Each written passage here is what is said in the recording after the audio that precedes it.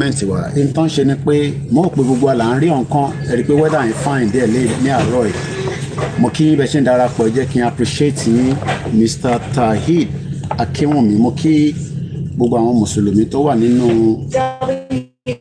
Ramadan mo dẹ̀ kí àwọn oníṣẹ̀ṣe mo kí àwọn Christian mo kí ẹni tó believe in anything as well mo kí wa pé a kú bójú ọjọ́ ṣe rí ní gbogbo ibi tí ẹ bá wà nílẹ̀ Yorùbá àti ní òkè òkun mo kí àwa tá wà ní England mo kí àwa tá wà ní Wales mo dẹ̀ kí ẹ̀yin tẹ́ wà ní Scotland mo lọ bẹ́ẹ̀ mo kí gbogbo ẹ̀yin tẹ́ wà ní Europe mo kí gbogbo ẹ̀yin tẹ́ wà ní Asian country àtẹ̀yin tẹ́ wà ní Russia long àti ní China mo kí wa pé ẹ jẹ́ kí a lọ máa béèrè lọ́wọ́ ra wa pé kí ló dé tí àwọn olóṣèlú wa for 63 years tí wọ́n rí development mú wá sọ́dọ̀ wa development yẹn wá nígbà kan mo kí Princess Mojísọ́lá Kúyè mo kí pé káàbọ̀ sórí ètò wa mo kí àwa Ọlọ́run tó sìn Lizzie mo kí bàbá Wàsíù bàbá mi Abíọ́dún Akínsànyà bàbá Túndé Olúwaṣeyẹ mo kí Dosfa mo kí sà mo kí Mr. Shane Paul Mr. Adam ìyàwó Rabia Bello salamu alaikum mo kí àwa táwọn wà nínú Ramadan Mr. Ọlọ́rẹ̀wájú Títílayọ̀ mo kí Ọlágòkè Ọpẹ́yẹmí mo kí Mr. Ajikimiami Babaṣọlá mo kí mo kẹ́yìn dáàdì wa mo kẹ́yìn mọ́mì wa tọwọ́tọwọ́ ni mo fi ń kí yín gẹ́gẹ́ bí kíkí àlàáfíà àti ọmọlúàbí mo ní assalamu alaikum wa rahmatullahi ta'ala wa barakatu mo ní ọbẹ̀ Elédùmarè á jẹ́ kí inú oṣù yìí kárí àṣeyọrí ṣe mo kí bàbá mi Ibrahim Múyìwá Adétọ́lá mo kí Mr. Owólọ́wọ́ Láyọ̀mọ́ MC mo kí bàbá Olúwọlé Àjàní mo kí ẹ̀yin tẹ́ wà ní Libya mo kí ìyá mi Best Glorious ẹ káàárọ̀ mà mo kí ìyá tó bí mi lọ́mọ mo kí ìyá mi Yétúndé Lóyèdé mo kí bàbá mi Professor Adébánjí Akíntóyè mo kí olóyè Ìgbòho Òòṣà gbogbo ohun tí olóyè ń rí ní Germany tóun náà sọ pé bí òkè ògùn ṣe rí ni a ṣe lè máa travel láti Ìbàdàn lọ sí Ìgbòho for 7 hours nígbà tá a lè cut it down by almost half of the journey tó bá fi lọ sí Ìgbòho láti Ìbàdàn àtẹ̀mí tí mo fẹ́ wá sí London probability pé máa ṣáájú ẹ̀ dé London ló wà so ìyẹn lọ bẹ́ẹ̀ mo kí gbogbo àwọn tó ń ṣiṣẹ́ nílùú òyìnbó torí pé iṣẹ́ là ń ṣe nílùú yìí kò ń ṣe wàhálà tá à ń ṣe òun la fi ń develop ilẹ̀ Yorùbá bọ̀ kò lè yọ mo kí bàbá mi Bello Síkírù Olúwaṣeun ẹ bá wa pín ètò yìí ẹ bá wa pa àwọn èèyàn wọlé kọ́ wá wo ìdí tí Yorùbá ṣe ń pariwo pé a fẹ́ kúrò ní Nàìjíríà àbá Tinubu jà o àmọ́ à ń sọ fún Tinubu pé kó jọ níbi tí wàhálà dé báyìí pẹ̀lú ọ̀rọ̀ insecurity kó bá wa ṣe ètò ààbò ilẹ̀ Yorùbá ìjọba àtà ló mú kí yín 8F19 mú kí yín sà Baby Yaris mú kí yín lórí Instagram Pythagoras ẹ̀yin máa mọ máàsì dáadáa nínú mọ́tò lẹ́yìn tí ń ṣiṣẹ́ mú kí bàbá mi Olúwatóbi Mr. Adéwálé mú kí Gani Olóyèdé ẹ káàbọ̀ sórí ètò ẹ bá wa pín ètò ẹ pa àwọn èèyàn wọlé ètò tó yẹ ká máa pín lélẹ̀ torí pé gbogbo wàhálà táwọn tó ń ṣiṣẹ́ nílé bíi bàbá mi Oríyọmí Hamzat bàbá wa Àgbàlá gbogbo development yìí tó bá wà council ló máa ṣe ọ̀pọ̀lọpọ̀ ẹ̀ àmọ́ ìdí táwọn ṣe ń ṣe wàhálà yẹn mo wà lórí Twitter nísìn which is X mo rí actor kan tó ń tọrọ owó pé kọjọ kan ràn wọ́n lọ́wọ́ kóun lè lọ sí Indian láti lọ gba ìtọ́jú kábíyèsí Elédùmarè mo kí ẹ Ọlákúnlé mo kí ẹ̀yin tẹ́ wà nílùú Benin Republic ẹ kú ìtọ́jú bàbá wa Professor Banji Akíntóyè mo kí gbogbo ọba ilẹ̀ Yorùbá mo ṣí fìlà forí adé mo kí bàbá wa Ọọ̀ni of Ifẹ̀ Ọ̀jájá the second a kú ewu ọmọ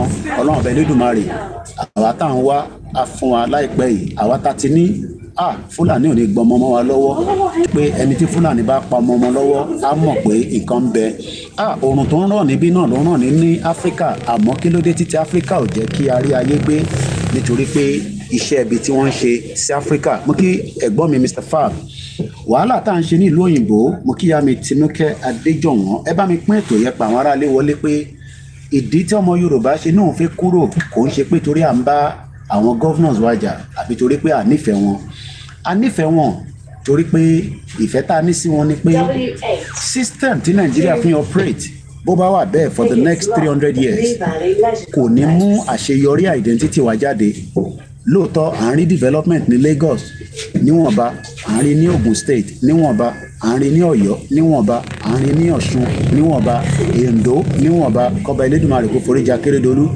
à ń rí nílùú Èkìtì ní Kwara ní Kogi gbogbo ilẹ̀ Yorùbá títí dé ibikíbi tí ẹ̀ka Yorùbá ń bẹ àmọ́ in tá à ń sọ ni pé èdè tá à ń fi ń bára wa sọ̀rọ̀ yìí òun ni èdè tí àwọn òyìnbó gbà lọ́wọ́ wa ní ọdún 1914 lẹ́yìn ìgbà tí wọ́n ṣe slave trade táwọn ibi tí wọ́n ń pè ní England or Britain not England Britain ìjọba Britain Àṣàkẹ́ TV show mo kí ìyàwó alálùbáríkà mo kí ẹ̀yin tẹ́ wà ní Kuwait mo kí gbogbo ẹ̀yin orí adé ẹ bá wa pa àwọn èèyàn wọlé sẹ́ẹ̀ pé tó bá ń bi mí pé Koiki kí ló dé tó ṣe ń pariwo Yorùbá nation tí ò sọ́pọ́tì Bọ́lá Tinubu àbá Bọ́lá Tinubu jà kó ṣèwọ̀nba tó bá lè ṣe lọ́dún mẹ́jọ tó bá ṣe tán ǹjẹ́ probability wà pé ìran Yorùbá tún máa láǹfààní àti di president lóòótọ́ bó ṣe wà níbẹ̀ nísìnyí mo fẹ́ kó ṣe ju Ọ̀ṣínbàjò lọ torí pé Ọ̀ṣínbàjò ọmọ Yorùbá ni ó disappoint wa tó pọ̀ jù kódà títì tó wọnú ilé ẹ̀ ní Ogun State kò ṣe é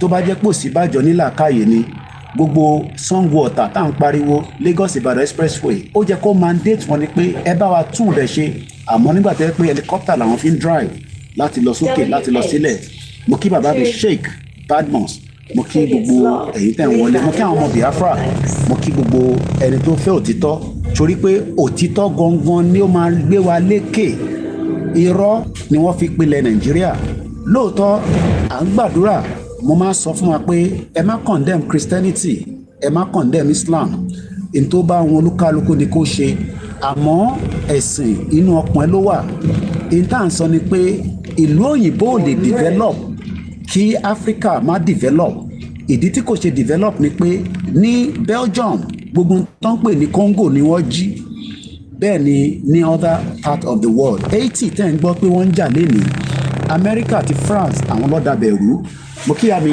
Adébọ́lá Adéníkẹ́ ní ètò yẹ bá mi pèrè wọlé pé kọ́ wá gbọ́ ìdí tí Ọláyọmí Kóìkì ìyẹn agbẹnusọ olóyè Ìgbòho ọmọ Adéyẹmọ àwọ̀ ọ̀bẹ kọ̀ọ̀kan jà àmọ́ tá à ń sọ ni pé ìran Yorùbá wà nínú oko ẹrú báyìí ọ̀nà wo la fẹ́ gbà jáde àwọn kan ní Kóìkì ọ̀nà tẹ́ ń gbà yẹn la fẹ́ ó da ọ̀nà wo lẹ́yìn fẹ́ tẹ́ bá fẹ́ diplomacy tẹ́ ń dúró de United Nations ò ní ever fúnyàn ní country olórí burúkú gbogbo àwọn tó set up àǹfààní United Nations kò sí fún Africa ẹni mi ni mo sọ bẹ́ẹ̀ ni àǹfààní World Bank kò sí fún Africa àǹfààní African Development Bank tí bàbá wa Akínwùmí Adésínà tí Ọlọ́run ọba Elédùmarè kó bá túbọ̀ lọ́rọ̀ ẹ̀mí bàbá yẹn kó lè rí ṣe gbogbo àwọn institution yẹn lóòótọ́ ẹ̀yin á máa rò pé wọ́n set up fún wa àwọn globalist in tó ń play ni pé wọ́n ń play mind game wọ́n ń play pé kí Africa má ní ìlọsíwájú kí a máa tọrọ kó máa fún wa ní aid need aid ní Africa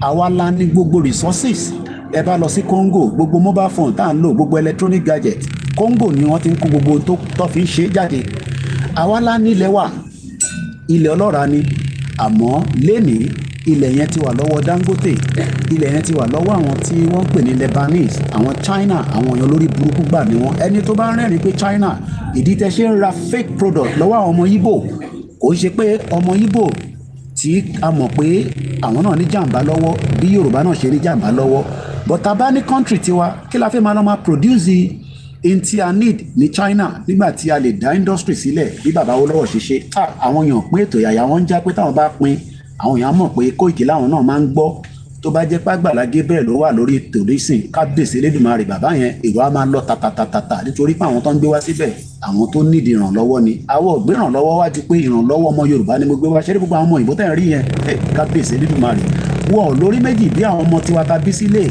gbogbo àwọn ọmọ tẹ̀ ń rí tó wà lórí títì wọ́n ń lọ léèwé ni kábíyèsí Elédùmarè ọmọ kan ló ń gun kẹ̀kẹ́ lọ yẹn má ṣe o kò lórí méjì orí kan náà ló ní ìṣẹ́rí ó ṣe rárá ń lọ yẹn wọn àti bàbá rẹ̀ wọ́n ń gbé lọ sí skul nìyẹn ntẹ́mi lè ṣe lèmi ṣe yìí èmi náà ń ṣiṣẹ́ tí Àgbàlá Gabriel ń ṣe bọ̀ lọ́nà míì ni èmi ò pín owó fún yín torí pé mo lówó tí mo fi gbà fún ẹnì kankan àmọ́ tá a bá dá dúró à ní gọ́ọ̀mẹ̀ntì tó máa ṣiṣẹ́ ẹ bá mi pé ètò yìí sẹ́ ẹ pín wọn ní gbogbo platforms ẹ lọ gba àwọn èèyàn wọlé pé ìnà tí a lè gbà kò ń ṣe politics tó ń ṣe ní Nàìjíríà politics ẹ̀bàtàgbàlà tó ń ṣe politics gbúgbúrú àtẹ̀pà politics ṣèrùbà wọn politics olè politics ara tiwọn nìkan ló ń ṣe mo kí bàbá mi Kúnlé Ṣítà mo kí àwọn ìyàwó mi mo kí àwọn ọmọ Oòduà mo kí gbogbo ọmọ Yorùbá tó ń bẹ nílé tó ń bẹ lóko mo kí ẹ̀yin tẹ́ wà nílùú Amẹ́ríkà mo kí yín pé what is the way forward ẹ jẹ́ n sọ òyìnbó díẹ̀ A lot of people ask us what is the way forward. The way forward is for us to ask for a total disintegration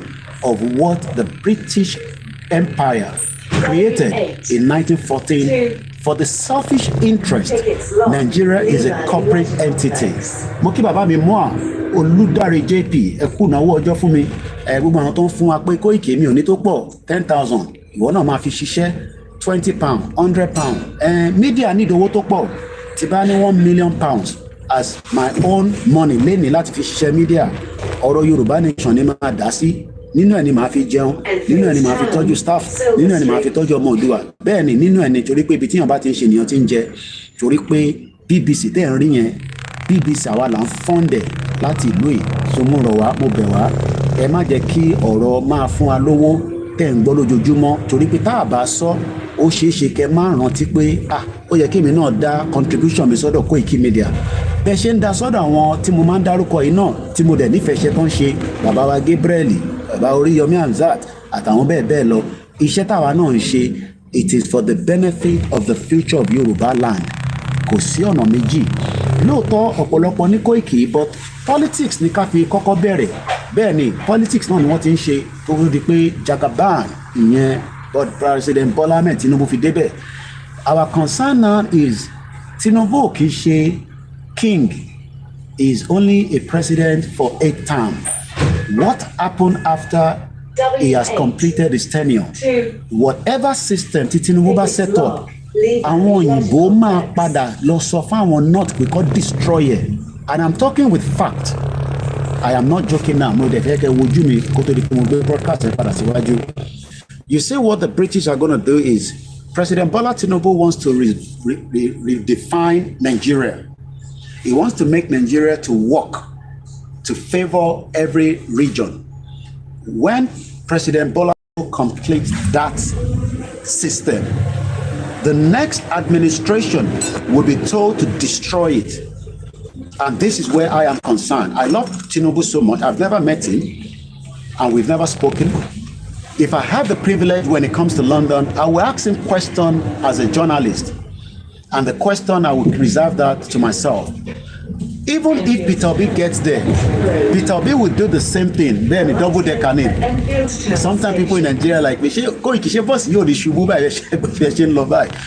me turn the camera to the front, but let me just say it briefly. Even if Atiku becomes the president, they would all serve for a purpose. Every politician has an agenda. Every politician has an agenda. Tinubu has his own agenda that will favor us. Even if I don't like him, even if I disagree with him. But in the long run, he will probably fix the road, he will fix certain things, he will make things work, just like Obasanjo did. After Obasanjo left, we saw what transpired. Obasanjo did his best, according to what everybody will say. But look at what happened after Obasanjo left. It was destroyed. Let me say this. I live with the Oyibo people. Momsi mi ọ̀fẹ́ kí n máa pè wọ́n ní orúkọ yẹn ní èdè English. Ìyẹn mo ṣe máa ń sọ káwọn Òyìnbó. Àwọn Òyìnbó tá à ń sọ yìí kò ń ṣe àwọn Òyìnbó tá a jọ ń suffer. Àwọn náà ń suffer. Bí èmi náà ṣe ń suffer as a middle class. Àwọn tó lówó wà nù wọn. But àwọn Òyìnbó tó jẹ́ àwọn politicians wọn, they will make sure that whatever Tinubu is doing today will be destroyed within a year when the next government comes in. They will tell them a different agenda as Tinubu wants it. Tinubu wants a better agenda for Nigerians, but it will be destroyed after his administration. So let's turn the camera forward. Mo kí gbogbo ẹ̀yin tẹ́ ń wọlé, àwọn kan pín ètò yìí, àmọ́ reason tí ẹ fi ń bá wa pín ètò. Let us share it and let us educate ourselves. And I'll be reading some of your comments. Mr. Deli Singh says, are you speaking based on fact? Yes, I am speaking based on fact. So whatever you hear on this platform is based on fact. I have lived with the English people for 24 years and their government is the most wicked. And I can tell you many, many instances. Tony Blair told us that there was a weapon by Saddam Hussein. Today, Iraq has been destroyed and there was nothing of chemical weapon. Saddam Hussein might not be the best, just like Rishi Sunak is not the best.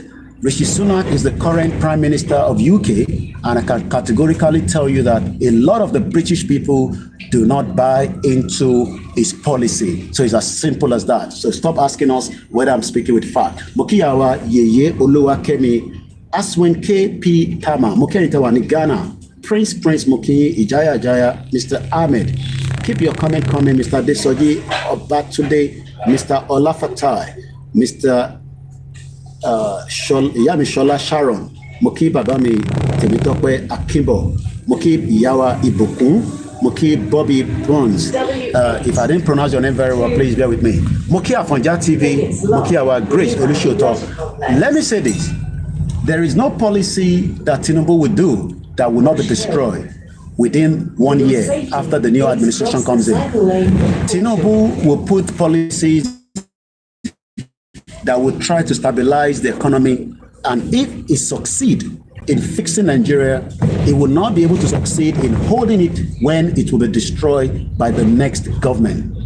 We can never trust each other. We don't trust the Igbos don't trust the Yorubas. The Yoruba will never trust the Hausas, but the British knew all these and went ahead and gave us what is working for them. Somebody's asking what is the way forward. The way forward is to come onto the drawing table and then ask if we still want to remain one Nigeria. That question is what everybody is running. It's not about going to become a political party. It will never meet up. Even APC that is trying, they are of the game. The same with the PDP and AFGA and other political parties. The way forward today is for those that need the truth to ask our representative on the House of Reps, those senators, whether we truly want to remain Nigeria. And if you say you want to remain Nigeria, the question you should be asking yourself is, who are Nigerians? Because we now know that Nigeria was never a country until 1914, when it was actually joined through the Southern and the Northern Protectorate. And don't tell us to forget the history, because the English people protect their history, just like the French people, the Germans, and also other things. If you're saying that we should forget the history, why do people talk about, the current things that is happening around us in the world today? You cannot just say because you want us to live in harmony, which is never going to happen, and then we should forget the history. History must first be discussed, and the history is that the way forward, as Mr. Tijani says, is to break the yoke called Nigeria. The whole project Nigeria is a British agenda, and evidence has proven with a lot of documents that the British government has kept to themselves. Those documents that bind us together. Church of England. Well, I don't know what you're talking about, because some of you, you say living with the, what did you just say? We are not saying forget the history, we're saying let's move forward. You cannot move forward in Nigeria. That is the fact. How do you move forward in Nigeria? Okay, you want to set up a good leader. Which of the leader? The Yoruba leader that are corrupt, the Igbo leaders that are corrupt, the Hausa people that are corrupt. Let us first talk about our identity. That is the way forward. Without our identity, we cannot move forward. Our identity is not Nigeria. We are not Nigerians. I am a Yoruba man before Nigeria. That identity is the first key. And you cannot get identity by saying, let us remain Nigeria, but we will still be known as Yoruba around the world. No, your passport does not indicate you as a Yoruba man because it says Federal Republic of Nigeria. Our identity is the first key. And when we gain our identity, we can then start talking about our policies that will favor us just as any other countries around the world today. So that is the key. So when some of you say we should keep Nigeria, why do you want to keep Nigeria? What is the reason for keeping Nigeria? You tell me the reason why you want to keep Nigeria, and I will also respond to you. Restructure is never going to work, and it's part of a crime scene. What we got even was the regional government that was destroyed. The whole British agenda. How come you are giving visa to UK? It shows that your intellectual is very, very slow. How come you got a visa to UK? That is a stupid question, How come you are giving visa to UK and not England? I'm just going to move forward because some of you needs a lot of education, and those education is what we're trying. So let me just say, Koiki, we need good internal mechanism. However, we have got people with the trait of Sabalat and Toib. Nigeria is not going to work. That is the first key. So if you're one of those that say Nigeria is going to work, maybe you should go back and say why your grandfather and your father and your future fathers trying to fix Nigeria. And when I say your future father, that is for those of us that still have fathers, because some of us, our father died long time ago. So you should go back and sit with your parents that are in their 70s and 80s, and they will tell you that the design of Nigeria was a British agenda. The Onyebolori Buruku that knows that putting us together is not going to favor every other beautiful India. I love the Hausa people, just as I love the Igbos. They might have their issues. I love all the other ethnic groups. But what they've done is they've kept us together. They want us to live together. We are never going to live together. Well, so, and the whole project Nigeria will be falling apart based on the fact that there will never be unity among us. That unity of Project Nigeria is coming to an end. And it will come to an end either through war, through a peaceful disintegration. Some of you might say it's never going to happen, but the agenda that the Fulanis are doing already will make it to work quicker, because the Yorubas that are living in denial, Yoruba denial,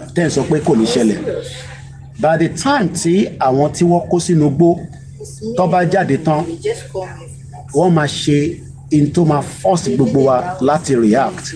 Eléyìí tá a ṣe nísìn tá ń bára wa sọ̀rọ̀ ọmọlúàbí, àìtí react because number one, wọ́n destroy economy ilẹ̀ Yorùbá, wọ́n pull out many resources tílẹ̀ Yorùbá ní, and one of the major resources tílẹ̀ Yorùbá ní òun ni omi.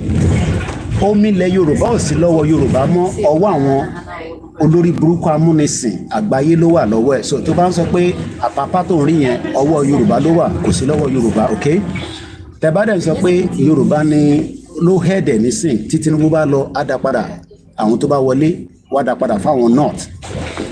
A lè jọ gbé papọ̀ in terms of the structure nísìn, but kò wá mí pé tá a bá gba Yorùbá country just like bí èèyàn kan ṣe ń sọ bẹ́ẹ̀ yẹn pé ṣé à ní gbé pẹ̀lú àwọn ẹ̀yà mi? Oh yes, mò ń gbé pẹ̀lú Somali ní bíbá, mò ń gbé pẹ̀lú àwọn Indian, Pakistan, kódà mò ń wo BBC láàárọ̀ yìí, there's 3.5 million Muslims tó wà nílùú yìí, I think in England and Wales, not Scotland, or calculate Scotland mọ́.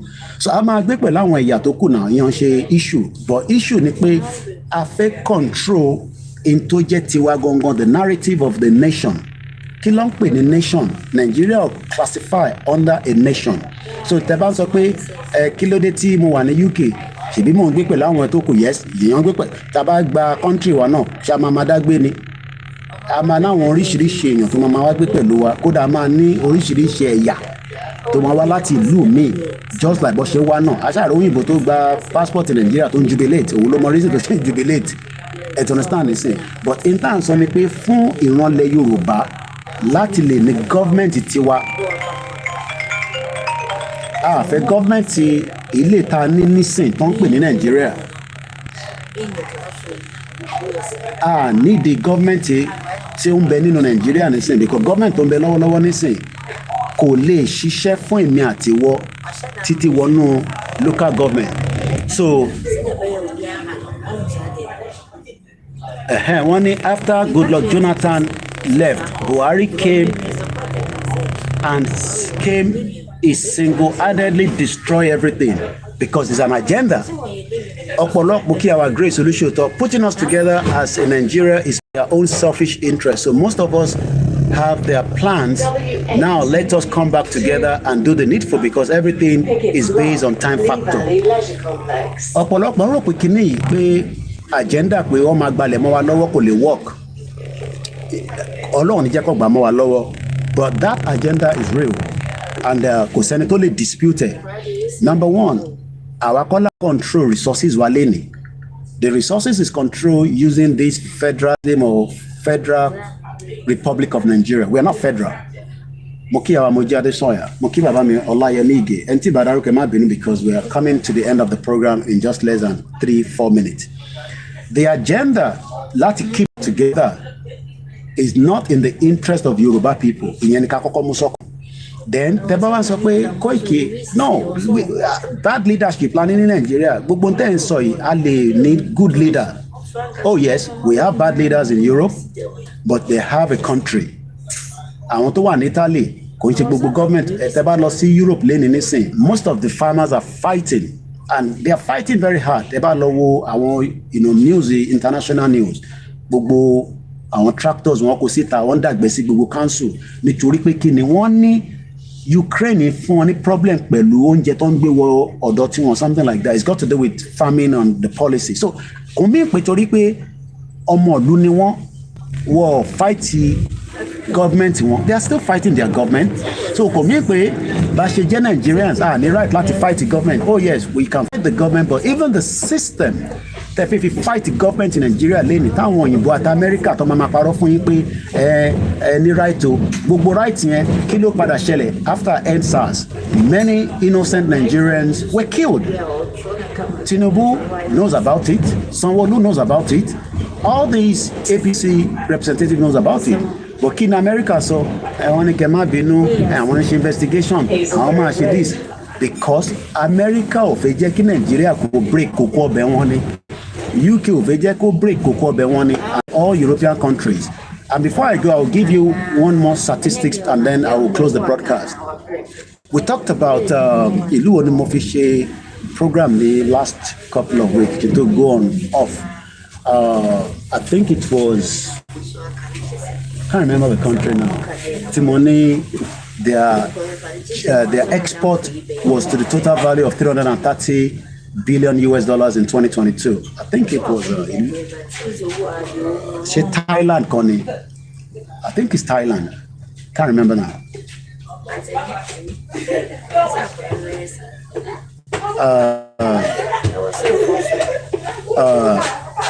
I think it's Thailand. Thailand. Nigeria, Moki Awalaju Moki Ajoke TG. Moki Baba mi Obayomi. This program comes to an end in less than 2 minutes. Nigeria, the whole export one in 2022 was 73 billion US dollars. And I can tell you that out of that 72 billion US dollars, bóyá ní 20 billion padà sí Nigeria. Bóyá ní 20 billion kó padà sí Nigeria. Thing is, Comrade Oluwasegun, anyone antagonizing you, first go and read about their history, then come back here to continue the antagonism. Ẹ mọ̀ pé kò tí mo wọ̀nyàn ló mọ history. Ẹlòmíì ní ká forget history. Mo rí yàn kan tó sọ fún mi tó ń gbé ní Sheffield. Brother yẹn lórí comment. Ó ní ká fi Yorùbá nation sílẹ̀ ká continue pẹ̀lú Nigeria. Wọ́n ní ó ní right láti sọ bẹ́ẹ̀ because it's freedom of speech. Ìdáhùn ìbò fẹ́ kẹfẹ́ máa gbọ́ nìyẹn. Inú àwọn òyìnbó máa ń dùn sẹ́yìn èèyàn tẹ́ bá ń sọ̀rọ̀ bẹ́ẹ̀ torí pé wọ́n rí pé ẹ̀yin gangan ni wàhálà tí kò ní jẹ́ kírú àwa kárí ọ̀nà fi lọ. Because òyìnbó ń sọ fún yín pé let's keep on Nigeria for their own selfish interest, not the interest of the indigenous people. And just like Tiwa Danjuma said, genocide tó lọ nínú Nigeria lẹ́ni, it will continue and it is never going to end. The hidden agenda òun ni pé and make sure that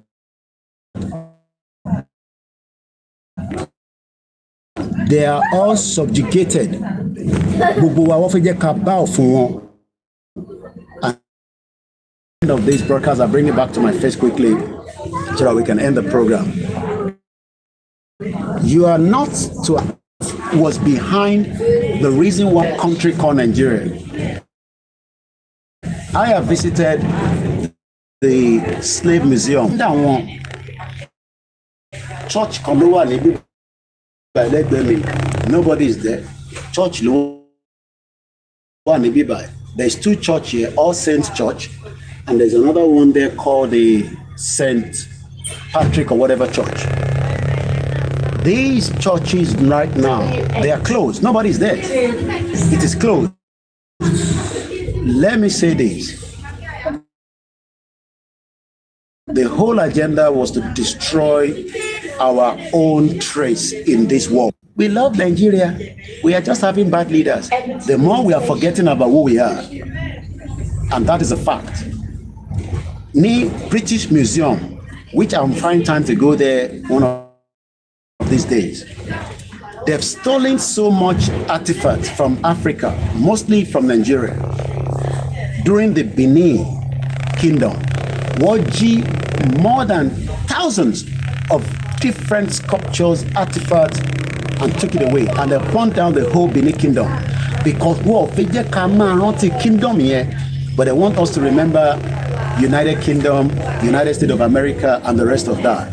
Ìran Yorùbá tí wà nínú city kó tó di pé òyìnbó dé ní 500 years during the Portuguese exploration. But many people do not know all this. The only thing they can gbọ́ ni pé we are Nigerians, and the whole project Nigeria is not even up to 200 years. So why are you trying to save that contraction? We are not Nigerians, we are Yoruba people, and we are asking for our inalienable right to self-determination. We are not separatists, we are not terrorists. Terrorists is the military. Terrorists is the one killing you in Nigeria today. And the military cannot deal with that. But they are always ready to attack innocent Nigerians. The British military don't do that. But the Nigerian military has been given access to kill as many of you. The NSAS today, what has been the end of it? British funded part of the NSAS.